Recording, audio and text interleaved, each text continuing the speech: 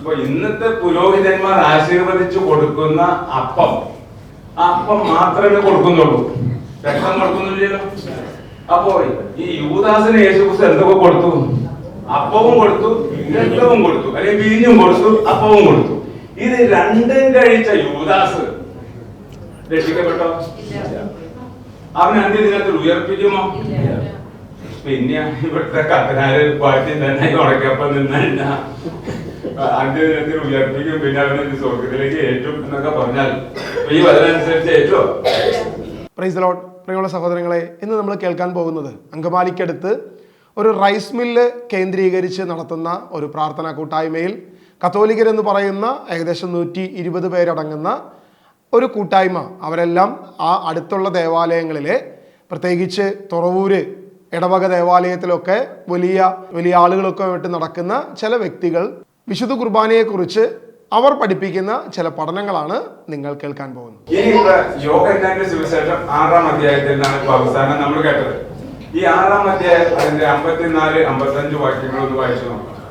എന്റെ ശരീരം ഭക്ഷിക്കുകയും എന്റെ രക്തം പാനം ചെയ്യുകയും ചെയ്യുന്നവന് നിത്യജീവനുണ്ട്. അവസാന ദിവസം ഞാൻ അവനെ ഉയർപ്പിക്കും. എന്തെന്നാൽ എന്റെ ശരീരം യഥാർത്ഥ ഭക്ഷണമാണ്, എന്റെ രക്തം യഥാർത്ഥ പാനീയവുമാണ്. ആ വാക്യത്തിൽ പറയാണ്, എന്റെ ശരീരം ഭക്ഷിക്കുകയും എന്റെ രക്തം പാനം ചെയ്യുന്നവന് നിത്യജീവനുണ്ട്. അല്ല, നിത്യജീവനുണ്ടെന്ന് പറഞ്ഞാൽ അവന് പരിശുദ്ധാത്മാവിന് കിട്ടുന്നതിന്റെ എന്റെ അർത്ഥം നിത്യജീവൻ കിട്ടുമെന്ന് പറഞ്ഞാൽ. അപ്പൊ യേശുവിന്റെ ശരീരവും രക്തവും കഴിച്ചാൽ എന്ത് കിട്ടും? നിത്യജീവൻ കിട്ടുമെന്നാണ് പറഞ്ഞിരിക്കുന്നത്. അവസാന ദിവസം ഞാൻ എന്ത് ചെയ്യുന്നു പറഞ്ഞാൽ, അപ്പോ ഇത് കഴിച്ചാൽ അവസാന ദിവസം അവനെ ഞാൻ ഉയർപ്പിക്കുന്ന. അവസാന ദിവസം ഏതാ? മേഘ പ്രത്യക്ഷത. അല്ല, ഇനി കർത്താവ് മേഘത്തിൽ വരുമ്പോൾ അവന്റെ ശരീരത്തെ എന്ത് ചെയ്യും? ഉയർപ്പിക്കും. ഇത് കർത്താവ് സത്യം സത്യം ചെയ്ത് പറഞ്ഞ കാര്യമാണല്ലോ. ലക്ഷ്യപ്രകൃതി പറഞ്ഞു സത്യം സത്യം എന്ന് പറഞ്ഞാൽ പിന്നെ മാറ്റമില്ല. അപ്പൊ ഇതിന് ഈ വാക്യത്തിന് മാറ്റമുണ്ടോ? നിങ്ങൾ വായിച്ചു നോക്കിയ മാറ്റമുണ്ടോ എന്ന് നോക്കിക്കോ. എന്റെ ശരീരം ഭക്ഷിക്കുക എന്ന് പറഞ്ഞാൽ യേശു ക്രിസ്തുവിന്റെ ശരീരം ഭക്ഷിക്കുക എന്ന് പറഞ്ഞാൽ, അതായത് യേശുവിന്റെ ശരീരം ഭക്ഷിക്കുക എന്ന് പറഞ്ഞാൽ ശവശരീരം ഭക്ഷിക്കുക എന്നാണ് എന്റെ അർത്ഥം. കാരണം പച്ചക്ക് തിന്നണ കാര്യമല്ലല്ലോ പറഞ്ഞ, കൊന്നു തിന്നണ കാര്യമല്ലോ പറഞ്ഞ. കൊന്നു കഴിയുമ്പോ പിന്നെ അതെന്റെ ശരീരമായി. എന്റെ ശവശരീരം ഭക്ഷിക്കുകയും എന്റെ രക്തം കുടിക്കുകയും ചെയ്താൽ അവൻ എന്ത് കിട്ടും? നിത്യജീവൻ കിട്ടും. അവസാന ദിവസം. പ്രിയമുള്ളവരെ, മാന്യന്റെ പഠിപ്പിക്കലുകൾ നിങ്ങൾ കേട്ട് എത്ര പേർക്ക് കാര്യം മനസ്സിലായി എന്ന് എനിക്കറിയത്തില്ല. ഞാൻ ഈ വ്യക്തിയെക്കുറിച്ചും ഈ റൈസ് മില്ലിൽ നടക്കുന്ന കൂട്ടായ്മയെക്കുറിച്ചും പുറത്തൊന്ന് ചെറിയതായിട്ടൊരു അന്വേഷണം നടത്തി. ഇപ്പം എല്ലാ ഇടവകകളിലും അറിയാൻ കഴിഞ്ഞത് ഇങ്ങനെയാണ്, ഇവരെല്ലാം ഇന്നും കത്തോലിക്ക സഭയോട് ചേർന്ന് നിൽക്കുകയും കുടുംബ യൂണിറ്റും മീറ്റിങ്ങുകളും സകല കാര്യങ്ങളും എല്ലാ രീതികളിലും അതുപോലെ തന്നെ മുന്നോട്ട് പോകുന്നു. എന്നാൽ ഇവരുടെ ഉള്ളിലെ പഠനങ്ങൾ എന്താണെന്ന് ആരും അറിയാത്ത തരത്തിൽ രഹസ്യമായി മുന്നോട്ട് പോകുന്നു. പലരും ഈ മില്ലിൽ നടക്കുന്ന പ്രാർത്ഥന അത് പെന്തക്കോസ്താണെന്നും പ്രൊട്ടസ്റ്റൻ്റ് ആണെന്നും പല രീതിയിലുള്ള ആരോപണങ്ങൾ വന്നപ്പോൾ ഇവരെല്ലാം അതൊരു മൂടുപടമിട്ട്, അല്ല ഞങ്ങളൊരു പ്രയർ കൂട്ടായ്മ മാത്രമാണ്, കത്തോലിക്ക ബേസിലാണ് ഞങ്ങളെല്ലാം പഠിപ്പിക്കുന്നത് എന്ന് പറഞ്ഞു വെക്കുകയാണ് ഇവർ പ്രധാനമായിട്ടും ചെയ്തത്. എനിവേ, ഇദ്ദേഹം പറഞ്ഞു വെച്ച വിഷയങ്ങളുമായി ബന്ധപ്പെട്ട് എത്ര പേർക്ക് അത് കാര്യങ്ങൾ മനസ്സിലായി എന്ന് എനിക്കറിയത്തില്ല. വിശുദ്ധ കുർബാനയുമായി ബന്ധപ്പെട്ട് ഞാൻ ആ ഗ്രൂപ്പിൽ ചെന്ന് 1 മണിക്കൂറിലധികമുള്ള ഒരു വചനപ്രഘോഷണം നടത്തിയതിൻ്റെ തനത് അവസരത്തിൽ അതിനെ എതിർത്തുകൊണ്ട് അവിടുത്തെ മൂപ്പനായിട്ടുള്ള ഈ മാന്യൻ പ്രസംഗിച്ച പ്രസംഗത്തിൻ്റെ ചില ഓഡിയോ ക്ലിപ്പുകളാണ് നിങ്ങൾ കേട്ടത്. അതിൽ അദ്ദേഹം പറഞ്ഞു വെച്ചത് യേശുവിൻ്റെ ശവശരീരമാണ് ക്രിസ്ത്യാനികൾ തിന്നുന്നത്, അല്ലെങ്കിൽ പച്ചയ്ക്ക് കഴിക്കാൻ പറ്റത്തില്ലല്ലോ, കൊന്നിട്ട് കഴിക്കണ കാര്യമാണല്ലോ ബൈബിൾ പറഞ്ഞത് എന്നാണ് ഇദ്ദേഹം പറഞ്ഞു വെക്കുന്നത്. വിശുദ്ധ ബൈബിളിൽ എവിടെയെങ്കിലും കൊന്ന് തിന്നുന്നതായിട്ട് ബൈബിളിൽ എവിടെയെങ്കിലും പറഞ്ഞതായിട്ട് ഞാൻ കാണുന്നില്ല. ഇനി സാധാരണഗതിയിൽ നമ്മൾ ഈസ്റ്ററിനും ക്രിസ്മസിനൊക്കെ ഇറച്ചിയൊക്കെ വെട്ടി കഴിക്കുന്നത് പോലെ ആയിരിക്കാം അദ്ദേഹം ഇതിനെ ചിന്തിച്ചത്. ഒരുപക്ഷെ തെറ്റ് പറയാൻ പറ്റത്തില്ല, മാനസിക വളർച്ച അത്രത്തോളം ഉള്ളുവെങ്കിൽ നമുക്ക് എങ്ങനെ അദ്ദേഹത്തെ തെറ്റായി കാണാൻ പറ്റും? കാരണം കണ്ടുവന്നതല്ലേ, കണ്ടു ശീലിച്ചതല്ലേ പറയാൻ പറ്റത്തുള്ളൂ. ഹൃദയത്തിൻ്റെ നിറവിൽ നിന്നും ആദരം സംസാരിക്കുന്നു എന്നാണല്ലോ പറഞ്ഞു വരുന്നത്. ദൈവവചനം പറയുകയാണ്, യോഹന്നാന്റെ സുവിശേഷം 6-ാം അധ്യായം അതിൻ്റെ ചില വാക്യങ്ങൾ നമ്മളൊന്ന് പരിശോധിച്ചാൽ 35-ാം വാക്യം നമ്മൾ ആദ്യം ഒന്ന് എടുക്കുക. 6:35. യേശു അവരോട് പറഞ്ഞു, ഞാനാണ് ജീവന്റെ അപ്പം. യേശു പറഞ്ഞത് മരിച്ച ശവശരീരം തിന്നുന്നതിനെ കുറിച്ചല്ല, ജീവന്റെ അപ്പത്തെക്കുറിച്ചാണ് ക്രിസ്തു പറഞ്ഞത്. ഞാനാണ് ജീവന്റെ അപ്പം. അത് ജീവനുള്ള അപ്പമാണ്, ജീവന്റെ അപ്പമാണെന്നാണ് ക്രിസ്തു തന്നെക്കുറിച്ച് തന്നെ ദൈവവചനത്തിൽ പറഞ്ഞിരിക്കുന്നത്. ഇനി 48 വാക്യം, യോഹന്നാന്റെ സുവിശേഷം 6-ാം അധ്യായം 48 വാക്യം വായിക്കുമ്പോൾ, ഞാൻ ജീവന്റെ അപ്പമാണ്, നിങ്ങളുടെ പിതാക്കന്മാർ മരുഭൂമിയിൽ വെച്ച് മന്ന ഭക്ഷിച്ചു, എങ്കിലും അവർ മരിച്ചു. കാരണം മരിച്ചതിന് ശേഷം കഴിക്കുന്ന ശവശരീരം കഴിക്കുന്നതിനെ കുറിച്ചല്ല ക്രിസ്തു പറഞ്ഞത്, ക്രിസ്തുവാകുന്ന ജീവന്റെ അപ്പത്തെക്കുറിച്ചാണ് പറഞ്ഞത്. അതായത് മരണശേഷം ശവശരീരത്തെക്കുറിച്ചല്ല ക്രിസ്തു പറഞ്ഞിരിക്കുന്നത്, ജീവനുള്ള ശരീരത്തെക്കുറിച്ചാണ്, ജീവന്റെ അപ്പത്തെക്കുറിച്ചാണ് ക്രിസ്തു നമ്മോട് പറഞ്ഞത്. അവൻ്റെ ശരീരം യഥാർത്ഥ ഭക്ഷണമാണ്, അത് ജീവന്റെ അപ്പമാണ്. അല്ലാതെ ഈ പറയുന്ന ഇദ്ദേഹം വാദിക്കുന്നത് പോലെ അല്ലെങ്കിൽ ചിന്തിക്കുന്നത് പോലെ ശവശരീരമല്ല എന്ന് ദൈവത്തിൻ്റെ വചനത്തിൽ വ്യക്തമായിട്ട് പറഞ്ഞിരിക്കുക. വീണ്ടും 6:51 കൂടെ നമ്മൾ വായിക്കുമ്പോൾ, സ്വർഗത്തിൽ നിന്നിറങ്ങിയ ജീവനുള്ള അപ്പം ഞാനാണ്. ആ അപ്പത്തെക്കുറിച്ച് ക്രിസ്തു കൃത്യമായി പറയുന്നത് അവൻ സ്വർഗത്തിൽ നിന്നും ഇറങ്ങിയതാണ്, മാത്രമല്ല അത് ജീവനുള്ള അപ്പമാണ്. തൻ്റെ ശരീരം ശവശരീരമല്ല, ജീവനുള്ള ശരീരമാണെന്നാണ് ക്രിസ്തു പറഞ്ഞിരിക്കുന്നത്. സ്വർഗത്തിൽ നിന്നിറങ്ങിയ ജീവനുള്ള അപ്പം ഞാനാണ് എന്ന് ക്രിസ്തു പറയുമ്പോൾ ഇവർക്കത് മനസ്സിലാകുന്നത് അത് ശവശരീരത്തെക്കുറിച്ചാണ്, അല്ലെങ്കിൽ ഫ്രോസനൊക്കെ ആയിട്ട് ഇന്ന് വാങ്ങാൻ കിട്ടുന്ന ചില ഇറച്ചിക്ക് തുല്യമായിട്ടാണ് ഇവർക്ക് മനസ്സിലാകുന്നത്. ദൈവവചനം പറയുന്നു തൻ്റെ ശരീരം, ക്രിസ്തുവിൻ്റെ ശരീരം യഥാർത്ഥ ഭക്ഷണമാണ്. അതാണ് ക്രിസ്ത്യാനിയുടെ വിശ്വാസം, വിശുദ്ധ ബൈബിൾ ഹോൾഡ് ചെയ്യുന്ന വിശ്വാസം. ദൈവത്തിൻ്റെ ക്രിസ്തുവിൻ്റെ ശരീരം എനിക്ക് ജീവൻ പകരേണ്ടതിന്, എൻ്റെ ഉള്ളിൽ ജീവൻ ഉണ്ടാകേണ്ടതിന് കർത്താവ് സ്വർഗത്തിൽ നിന്നും ഇറങ്ങിയ ജീവനുള്ള അപ്പമാണെന്ന് കർത്താവ് പറയുമ്പോൾ അത് വിശ്വസിക്കുന്നവനാണ് വിശ്വാസി, മറ്റവൻ അവിശ്വാസി എന്നറിയപ്പെടുന്നത്. അതായത് കർത്താവ് പറഞ്ഞ കാര്യങ്ങളൊക്കെ ഞാൻ വിശ്വസിക്കുന്നു, ഞാൻ വിശ്വാസിയാണെന്ന് വെറുതെ പറയുന്നു, വിശ്വസിക്കുന്നവനാണ് ജീവൻ, വിശ്വസിക്കുന്നവനാണ് എല്ലാം. പക്ഷേ ഇതൊന്നും പറയേണ്ടതേ, അതൊന്നും ഞങ്ങൾ വിശ്വസിക്കത്തൊന്നുമില്ല. കർത്താവ് പറഞ്ഞത് എന്ത് ഞാൻ പറഞ്ഞത് വിശ്വസിച്ച് അനുസരിക്കുന്നുവോ അവനാണ് വിശ്വാസി. അപ്പോൾ മറ്റവൻ എന്താണ്? ഈ കൂട്ടം, ഈ 120 പേരടങ്ങുന്ന ഈ ഒരു മില്ലിൽ കൂടുന്ന ഈ കൂട്ടം അവിശ്വാസികളുടെ കൂട്ടമാണെന്നാണ് ദൈവവചനാടിസ്ഥാനത്തിൽ നമുക്ക് പറയാൻ പറ്റത്തുള്ളൂ.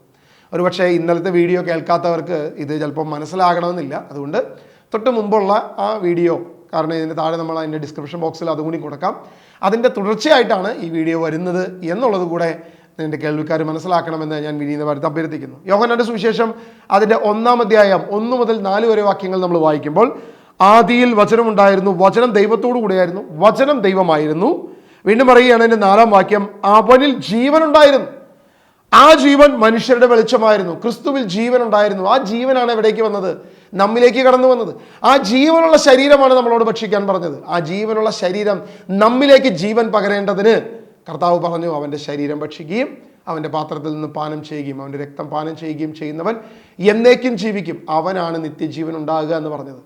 പക്ഷേ നമ്മുടെ ഈ മാന്യനായ ഇദ്ദേഹത്തിന് മനസ്സിലാകുന്നത് ഇത് ശവശരീരമാണെന്നും ആ ഭക്ഷിക്കുന്ന കാര്യം, കാരണം അദ്ദേഹം അതേ കണ്ടിട്ടുള്ളൂ എന്ന് എനിക്ക് തോന്നുന്നു. എന്തായാലും സത്യം അദ്ദേഹം തിരിച്ചറിയട്ടെ, സത്യത്തിൻ്റെ ബോധ്യത്തിലേക്ക് തിരിച്ചു വരട്ടെ. കളിയാക്കാനും അവഹേളിക്കാനും പണത്തിൻ്റെ അഹങ്കാരത്തിൽ തലതല്ലി വീഴാനും ഒക്കെ ഇവർക്ക് സാധിക്കും. പക്ഷെ സത്യവചനത്തിലേക്ക് തിരിച്ചു വരുവാൻ കർത്താവ് കൃപ നൽകട്ടെ എന്ന് നമുക്ക് പ്രാർത്ഥിക്കാം. എന്തായാലും ഇത് സത്യമായി പറഞ്ഞ കാര്യമാണെങ്കിൽ ഇത് യേശു ക്രിസ്തു, അതായത് ഈ കുർബാന എന്ന് പറഞ്ഞാൽ ഈ കർത്തൃമേശന്റെ ലാസ്റ്റ് സപ്പറോ എന്തായിക്കോട്ടെ, ആ സാധനം നടത്തിയെങ്കിൽ, അങ്ങനെ ഒരു കർമ്മം യേശു ക്രിസ്തു നടത്തിയെങ്കിൽ, ആ നടത്തിയപ്പോൾ ആ കൂട്ടത്തിൽ നമ്മുടെ യൂദാസും ഇരിപ്പുണ്ടായിരുന്നല്ലോ. യൂദാസിനും ഈ കർത്തൃമേശ കൊടുത്തല്ലോ. അപ്പൊ യൂദാസും എങ്ങനെ ചെയ്യും? എങ്ങനെ ഇത് വരണം? അവനും നിത്യജീവൻ ഉണ്ടാകണ്ടേ?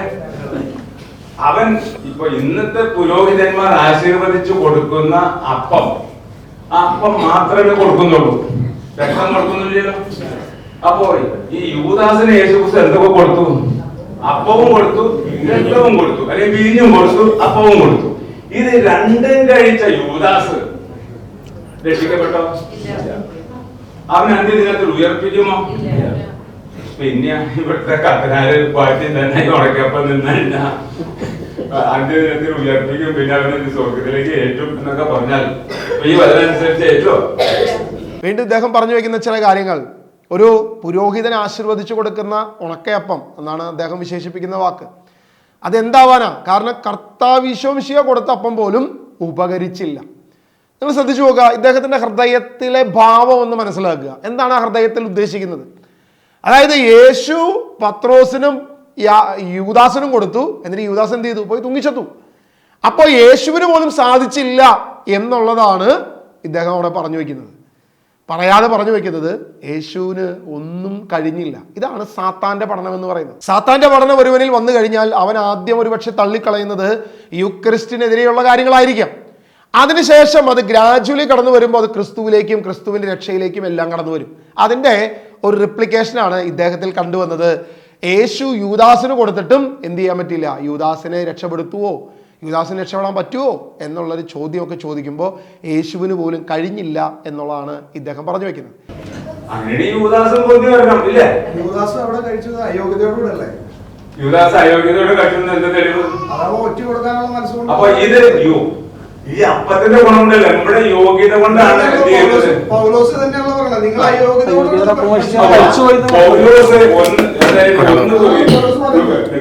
ഒന്ന് കോരിന്ത്യർ 11-ാം അധ്യായം 27-ാമത്തെ വാക്യത്തിൽ പൗലോസ് പറയാണ്, അയോഗ്യതയോടെ ഈ അപ്പം കർത്താവിന്റെ അപ്പം ഭക്ഷിക്കുകയും ചെയ്താൽ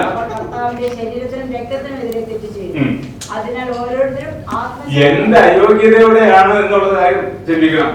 ആരെങ്കിലും അയോഗ്യതയോടെ ഈ അപ്പം ഭക്ഷിച്ചാൽ എന്ത് അയോഗ്യതയാണെന്ന് പറയണം.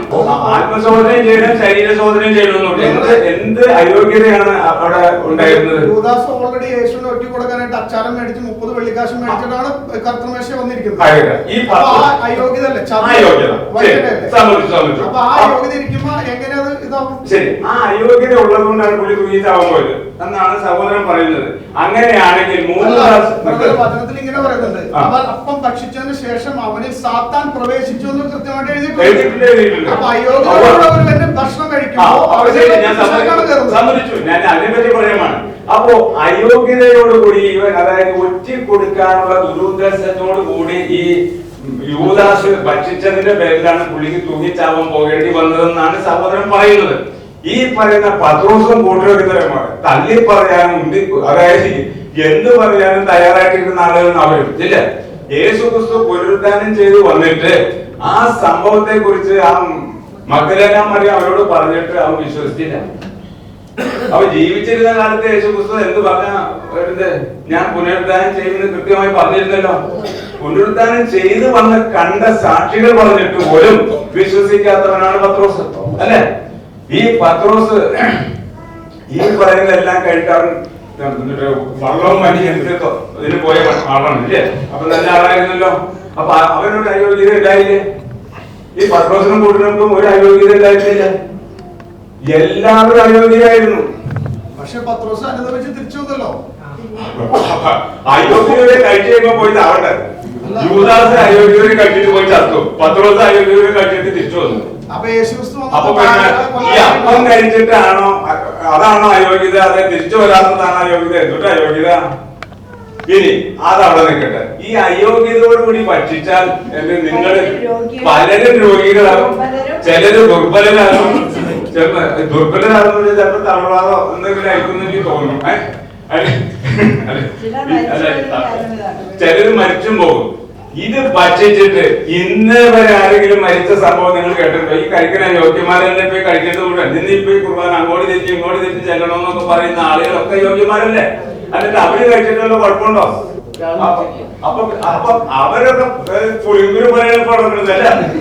അപ്പൊ ഇത് കഴിച്ചിട്ട്, അപ്പൊ ഇത് കഴിച്ചാൽ യൂദാസിന് മാത്രം എന്തുണ്ട്?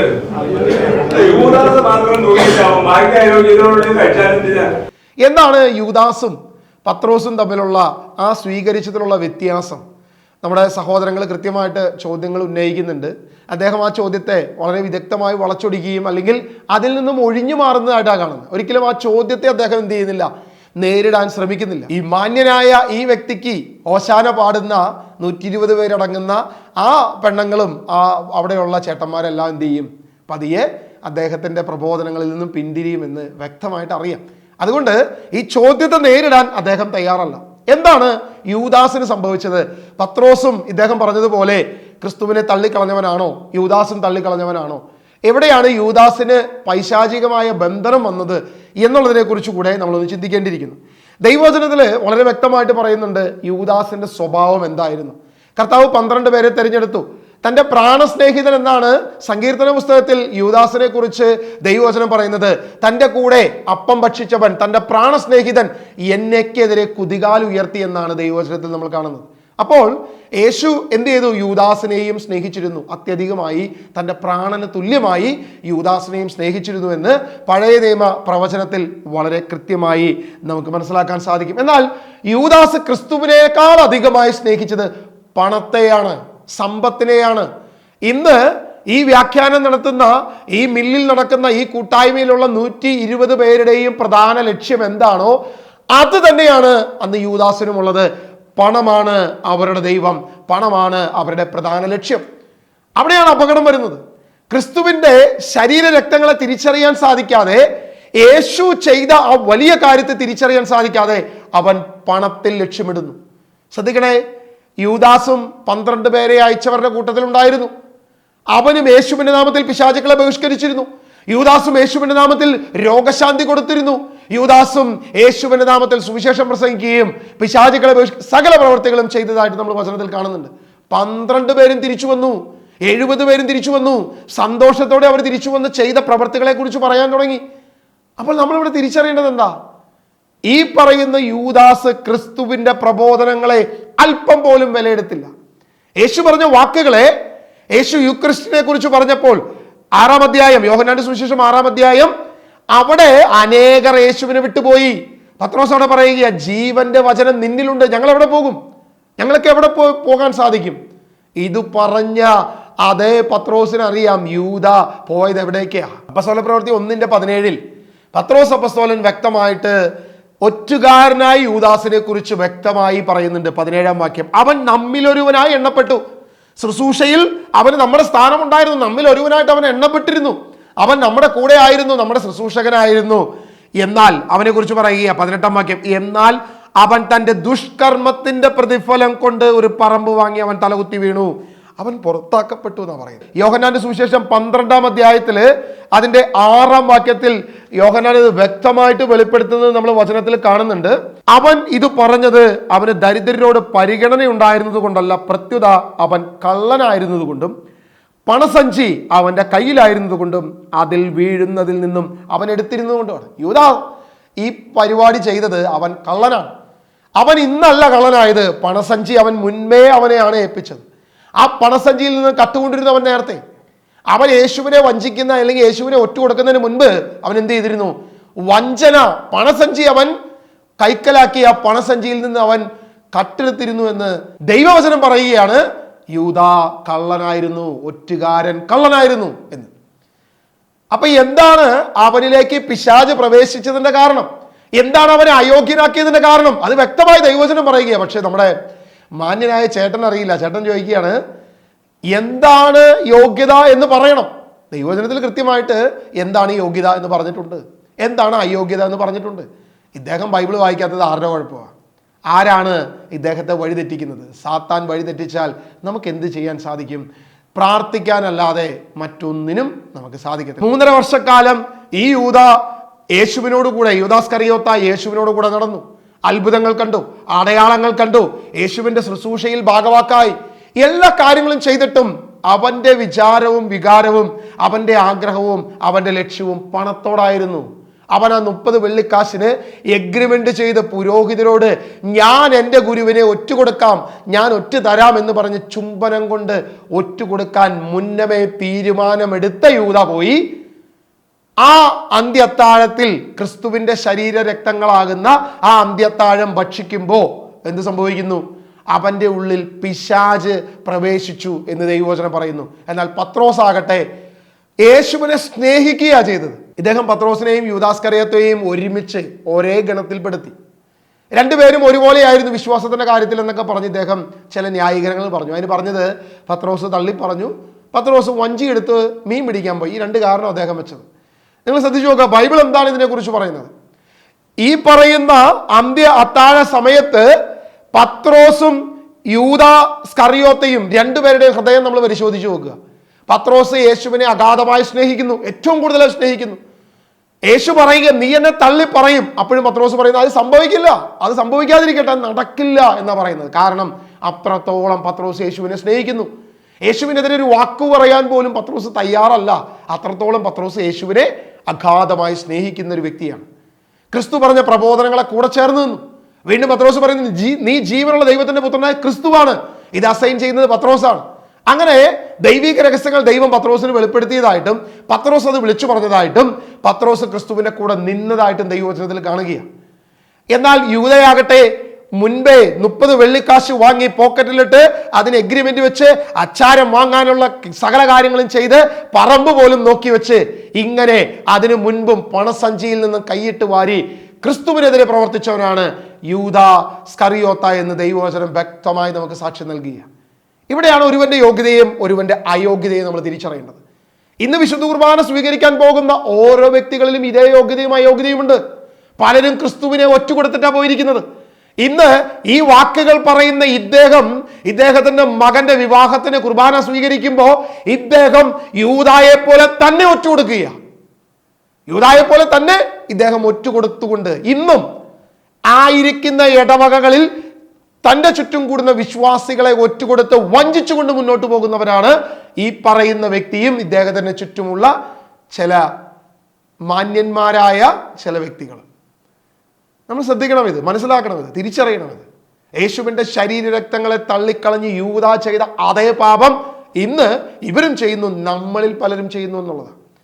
സ്വന്തം സഹോദരനോട് രമ്യതപ്പെടാതെ പലപ്പോഴും ക്രിസ്തുവിനേക്കാളധികമായി പണത്തിനും ലൗകിക സുഖങ്ങൾക്കും മറ്റുള്ളവരോടുള്ള വെറുപ്പും വിദ്വേഷവും ഈ വ്യക്തിയുടെ ഓഡിയോയിൽ വളരെ വ്യക്തമായിട്ട് നമുക്ക് മനസ്സിലാക്കാൻ സാധിക്കും. പുരോഹിതരോടുള്ള വൈരാഗ്യവും വിദ്വേഷവും. അപ്പൊ അവര് മനുഷ്യനല്ലേ, അവരിൽ കുറവുകൾ ഉണ്ടായേക്കാം. പുള്ളിയുടെ പ്രശ്നം ഇവരൊന്നും ആത്മഹത്യ ചെയ്യുന്നില്ലല്ലോ എന്നുള്ളതാണ്. അത് നമ്മൾ നാളത്തെ വീഡിയോയിൽ ബാക്കിയുള്ള കാര്യങ്ങളിലേക്ക് വരും. അതായത് ഈ പുരോഹിതരൊന്നും യൂദാസിനെ പോലെ ആത്മഹത്യ ചെയ്യുന്നില്ലല്ലോ എന്നുള്ളതാണ് ഇദ്ദേഹത്തിന്റെ ഏറ്റവും വലിയ സങ്കടം. യോഹന്നാന്റെ സുവിശേഷം 13-ാം അധ്യായം 26-ാം വാക്യം, അവൻ പ്രതിവചിച്ചു, അപ്പക്കഷ്ണം മുക്കി ഞാൻ ആർക്ക് കൊടുക്കുന്നുവോ അവൻ അപ്പക്കഷ്ണം മുക്കി ശിമയോൻ സ്കറിയോത്തായുടെ മകൻ യൂദാസിന് കൊടുത്തു. അപ്പക്കഷ്ണം സ്വീകരിച്ചതിനെ തുടർന്ന് സാത്താൻ അവനിൽ പ്രവേശിച്ചു. ദൈവവചനം വ്യക്തമായിട്ട് പറയുക, അവന്റെ ഹൃദയം പണത്തിന് പേര്, അവന്റെ ഹൃദയം പണത്തോട് മാത്രം ആശ്രയിച്ച് നിൽക്കുന്നു. ക്രിസ്തുവിന്റെ ശരീരരക്തങ്ങളെ അവഗണിക്കുന്നവന് കിട്ടുന്ന ശിക്ഷ ഇത് തന്നെയാണ്. അവൻ സ്വീകരിക്കുന്നത് സാത്താനെ ആയിരിക്കും. അവൻ അപ്പം സ്വീകരിക്കുമ്പോൾ അവൻ്റെ ഉള്ളിൽ പ്രവേശിക്കുന്നത് പിശാചായിരിക്കും. എന്നാൽ പത്രോസ് സ്വീകരിച്ചത് അങ്ങനെയല്ല എന്നുള്ളത് നമ്മൾ തിരിച്ചറിയണം. ക്രിസ്തുവിനോടുള്ള സ്നേഹത്തിൽ ആത്മാർത്ഥതയിലാണ് പത്രോസ് അത് സ്വീകരിക്കുന്നത്. പിന്നീടുള്ള ദൈവവചനം വായിച്ചാൽ നമുക്കത് മനസ്സിലാക്കാനും സാധിക്കും. യേശു ക്രിസ്തു വ്യക്തമായിട്ട് പറഞ്ഞു, 12 പേരിൽ ഒരുവൻ എന്നെ തള്ളിപ്പറയും, ഒരുവൻ എന്നെ ഒറ്റുകൊടുക്കുമെന്ന് യേശു വ്യക്തമായിട്ട് പറഞ്ഞു. എന്നാൽ നിങ്ങൾ ശ്രദ്ധിച്ചേ, യൂദ എടുത്തു ചോദിക്കുന്നുണ്ട്, കർത്താവേ അത് ഞാനോ, ഒറ്റുകൊടുക്കാനുള്ളവൻ അത് ഞാനോ എന്ന് യൂദ ചോദിക്കുന്നുണ്ട്. മത്തായി സുവിശേഷം 26-ാം അധ്യായം 25-ാം വാക്യം, യേശു ഇങ്ങനെ മറുപടി പറഞ്ഞു, അവനെ ഒറ്റുകൊടുക്കാനിരിക്കുന്ന യൂദാസ് അവനോട് ചോദിച്ചു, ഗുരു അത് ഞാനോ? അവൻ പറഞ്ഞു, യേശു പറഞ്ഞു, നീ പറഞ്ഞു കഴിഞ്ഞു. അപ്പോഴേ അവൻ എന്ത് ചെയ്തു? അച്ചാരം വാങ്ങിയിട്ടാ വന്നിരിക്കുന്നത്. അവന്റെ ഹൃദയത്തിൽ അറിയാം, ഞാനത് ചെയ്യാൻ തീരുമാനമെടുത്ത സ്ഥലം നോക്കി എല്ലാം പ്ലാനും പദ്ധതിയും കഴിഞ്ഞിട്ട് അവനിരിക്കുന്നത്. അവിടെ പോലും തിരിച്ചു ചിന്തിക്കാനോ മാനസാന്തരപ്പെടാനോ മറത്തു പോകാനോ ആഗ്രഹമില്ലാത്ത യൂദായെ നമ്മളവിടെ കാണുന്നത്. നിങ്ങളൊന്ന് ആലോചിച്ച് നോക്കിയേ, പണത്തോടുള്ള അവൻ്റെ കൊതിയും ആർത്തിയും ലോകത്തോടുള്ള തീർത്താൽ തീരാത്ത അവൻ്റെ കൊതിയാണ് അവനെ മരണത്തിലേക്ക് കൊണ്ടുവെത്തിച്ചത്, അവൻ്റെ ഉള്ളിൽ സാത്താൻ പ്രവേശിക്കാൻ കാരണമായത് എന്നുള്ളത് ദൈവവചനം പ്രസംഗിക്കുന്ന, ദൈവവചനം വായിക്കുന്ന ഏതൊരു വ്യക്തിക്കും മനസ്സിലാക്കാൻ സാധിക്കുന്ന കാര്യം. ഇനി പത്രോസിനെ എടുക്കാം. പത്രോസിന്റെ കാര്യത്തിൽ എന്താണ്? മത്തായി, മർക്കോസ്, ലൂക്കോസ് 3 സുവിശേഷത്തിൽ നമുക്കറിയാം, പിടിക്കാൻ വന്ന കൂട്ടത്തിൽ യൂദ സ്കറിയോത്ത അവനെ ചുംബനം കൊണ്ട് ഒട്ടുകൊടുക്കുകയും പുരോഹിതന്മാരുടെ പട്ടാളം അവനെ വലിഞ്ഞു മുറുക്കുന്ന അവസ്ഥയിലേക്ക് വരുമ്പോഴും ഒരുവൻ വാളെടുത്ത് വെട്ടി, പ്രധാന പുരോഹിതന്റെ സേവകരിൽ ഒരുവനെ വാളെടുത്ത് വെട്ടി ചെവി ഛേദിച്ചു കളഞ്ഞു. ചെവി പറഞ്ഞുപോയി, ഛേദിച്ചു, വെട്ടി എന്ന് ദൈവവചനത്തിൽ കാണുന്നുണ്ട്. എന്നാൽ അത് ആരാണെന്ന് വ്യക്തമായി ഈ 3 സുവിശേഷനും പറയുന്നില്ലെങ്കിലും യോഹന്നാൻ കൃത്യമായിട്ട് പറയുന്നു, അത് പത്രോസാണ്. പത്രോസ് ഒരിക്കലും ഓടി ഒളിച്ചവനല്ല. യേശുവിനെ പിടിക്കാൻ വന്നപ്പോൾ യേശുവിന് വേണ്ടി, യേശുവിനോടുള്ള സ്നേഹം നിമിത്തം ആത്മാർത്ഥമായി വാളെടുത്ത് വെട്ടിയവൻ പത്രോസാണെന്ന് കൃത്യമായിട്ട് യോഹന്നാന്റെ സുവിശേഷം എഴുതി വെച്ചിരിക്കുക. വീണ്ടും നമ്മൾ ശ്രദ്ധിച്ചേ, പല സുവിശേഷങ്ങളിലും നമ്മൾ കാണുന്നുണ്ട് എല്ലാവരും ഓടി, സകലരും ഓടി, ഒരുവൻ തുണിയും പറിച്ചിട്ട് ഓടി എന്ന് പോലും നമ്മൾ വചനത്തിൽ കാണുന്നുണ്ട്. എന്നാൽ പത്രോസ് എന്ത് ചെയ്തു എന്നുകൂടെ നമ്മൾ പരിശോധിക്കണം. പത്രോസ് തള്ളി പറഞ്ഞു, 3 പ്രാവശ്യം തള്ളി പറഞ്ഞു, കോഴി കൂവി. ഈ കഥ എല്ലാവർക്കും അറിയാം. പക്ഷെ ദൈവവചനത്തിൽ പത്രോസ് ചെയ്ത ചില പ്രവൃത്തിയെക്കുറിച്ച് വ്യക്തമായിട്ടുണ്ട്. അതാണ് മർക്കോസ് സുവിശേഷം അതിൻ്റെ 14-ാം അധ്യായം 54-ാം വാക്യം.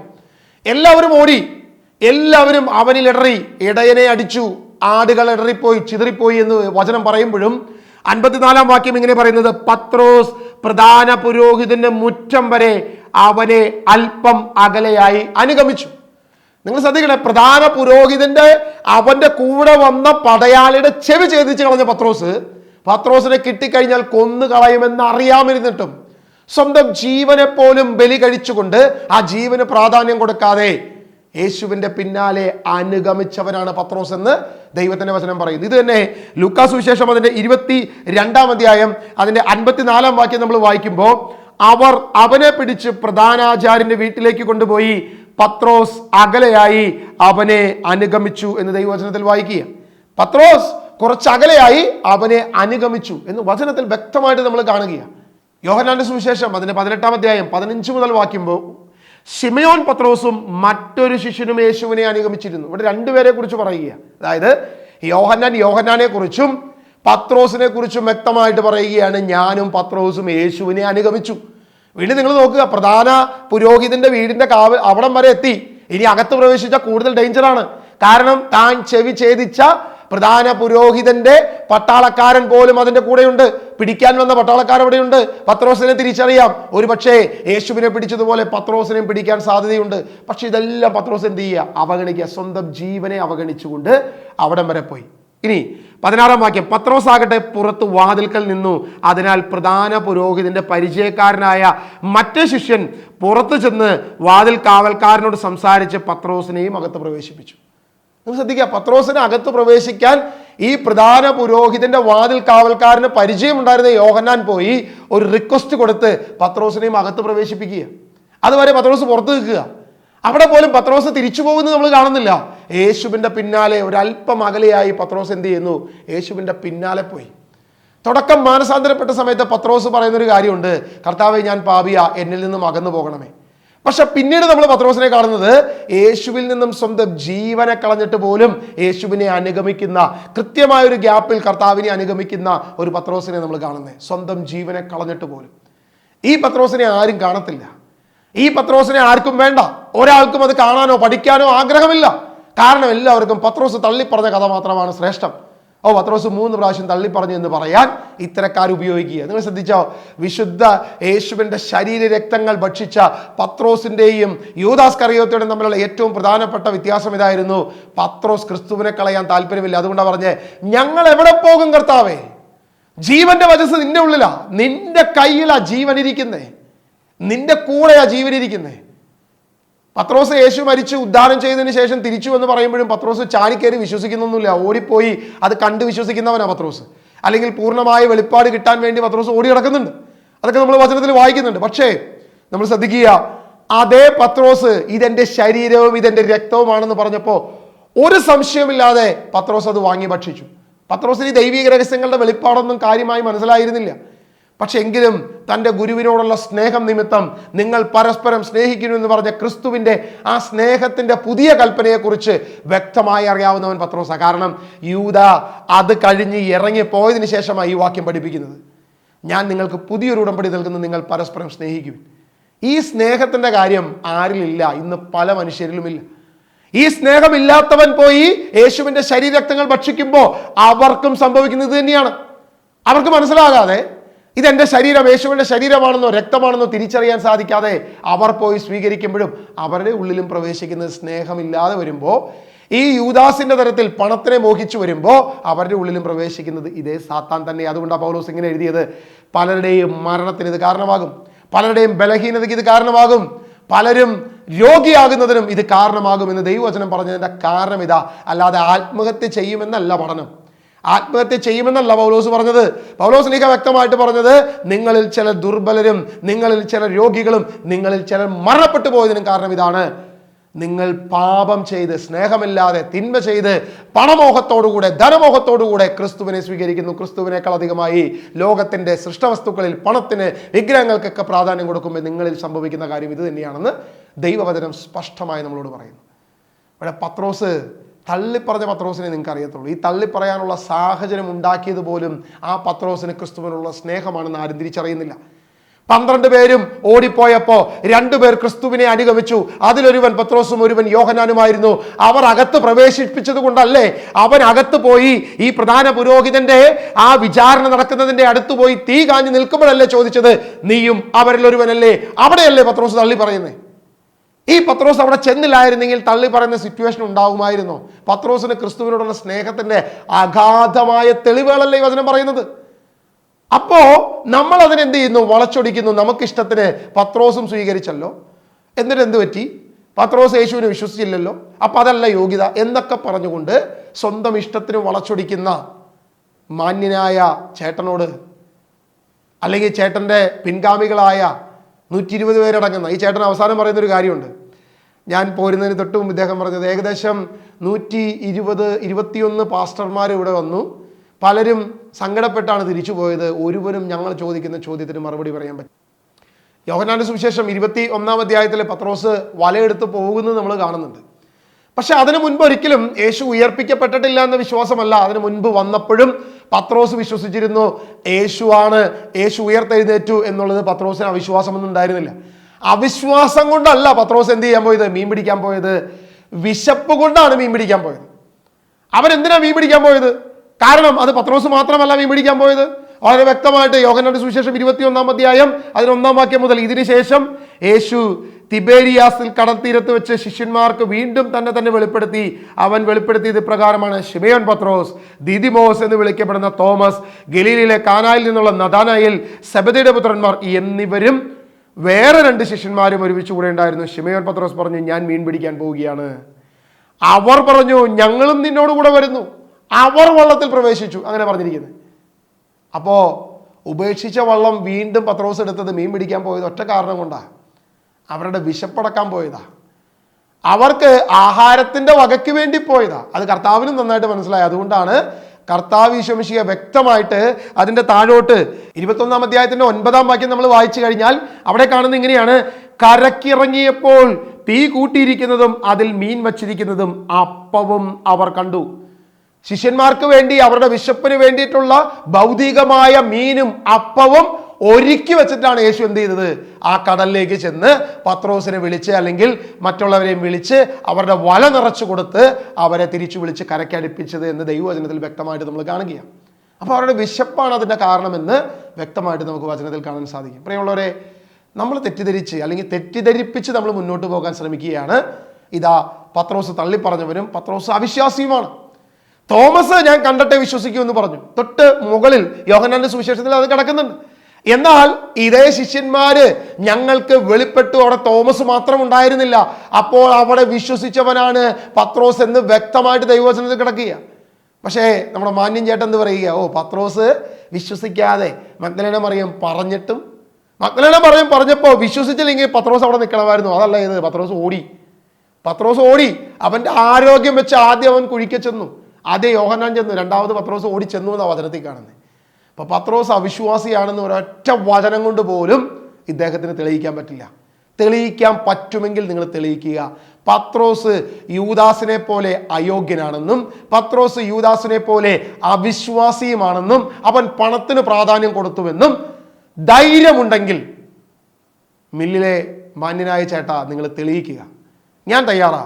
പരസ്യമായി സോഷ്യൽ മീഡിയയിൽ തന്നെ ഒരു പരസ്യമായി ഡിബേറ്റോ ചർച്ചയോ ചേട്ടൻ എന്ത് ഓമന പേരിട്ട് വേണമെങ്കിലും വിളിച്ചോ.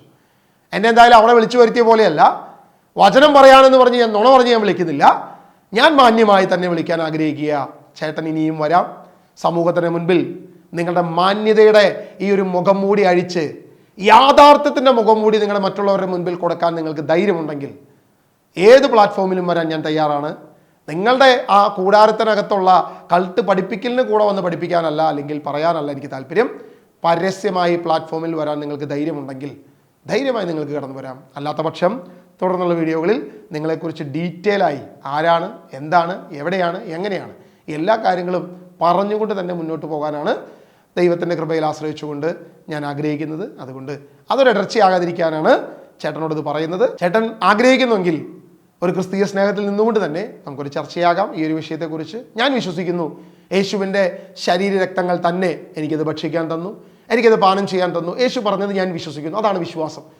യേശു എന്ത് പറഞ്ഞോ 90% പറഞ്ഞിട്ട് ഞാൻ വിശ്വസിച്ചു. ഈ ഒരു കാര്യം മാത്രം ഞാൻ അവിശ്വസിച്ചു. അത് പോയി പള്ളി പറഞ്ഞാൽ മതി എന്ന് പറയുന്ന ഒരു രീതിയല്ല എനിക്കുള്ളത്. ക്രിസ്തു പറഞ്ഞത് വിശ്വസിക്കുകയും അത് ചെയ്യുകയും ചെയ്യാനാണ് എനിക്ക് ആഗ്രഹം. അതുകൊണ്ട് അവനാണ് വിശ്വാസി. അവനെ ധൈര്യത്തോടെ പറയാൻ പറ്റത്തുള്ളൂ ഞാനൊരു കത്തോലിക്ക വിശ്വാസിയാണെന്ന് പറയാൻ പറ്റത്തുള്ളൂ. വിശുദ്ധ കുർബാനയെ, അന്ത്യത്താഴത്തെ യേശുവിൻ്റെ ശരീരരക്തങ്ങളായി കണ്ടുകൊണ്ട് സ്നേഹിച്ചുകൊണ്ട് മുന്നോട്ട് പോകുന്ന എല്ലാ കത്തോലിക്കരോടും എനിക്ക് ഒറ്റ കാര്യമേ പറയാനുള്ളൂ. ഇത്തരം കപട വേഷധാരികളുടെ മുൻപിൽ നിങ്ങൾ വീണു പോകരുത്. നിങ്ങൾ അങ്ങനെ അകപ്പെട്ടു പോകരുത്. കാരണം ഇങ്ങനെ പഠിപ്പിക്കുന്ന ഒരു വ്യക്തിയല്ല സോഷ്യൽ മീഡിയയിലും അതുപോലെ ജനങ്ങളുടെ ഇടയിലും ഇങ്ങനെ പഠിപ്പിക്കുന്ന അനേക സ്വതന്ത്ര വിശ്വാസത്തിലുള്ള ആളുകളുണ്ട് എന്നുള്ളത് പൊതുസമൂഹത്തിൽ പ്രവർത്തിക്കുന്ന എനിക്കും പലർക്കും ഇത് അറിയാം. അതുകൊണ്ടാണ് പറയുന്നത്, ഇത്തരം തിന്മകളിൽ നിങ്ങൾ വീണു പോകരുത്. സത്യത്തെ തിരിച്ചറിയാനുള്ള കൃപ നിങ്ങൾക്ക് ലഭിക്കട്ടെ എന്ന് പ്രാർത്ഥിക്കുന്നു. തുടർന്നുള്ള വീഡിയോകളിൽ ഇവർ പഠിപ്പിക്കുന്ന തെറ്റായ വശങ്ങളെ കൂടെ ദൈവജനത്തിന് മുൻപിൽ എത്തിക്കാൻ പ്രതിബദ്ധനായി ദൈവത്തിൻ്റെ കൃപയിൽ ആശ്രയിച്ചുകൊണ്ട് മുന്നോട്ട് പോകാൻ ആഗ്രഹിക്കുന്നു. അതുവരെ കർത്താവ് നമ്മെ അനുഗ്രഹിക്കട്ടെ. ആമേൻ.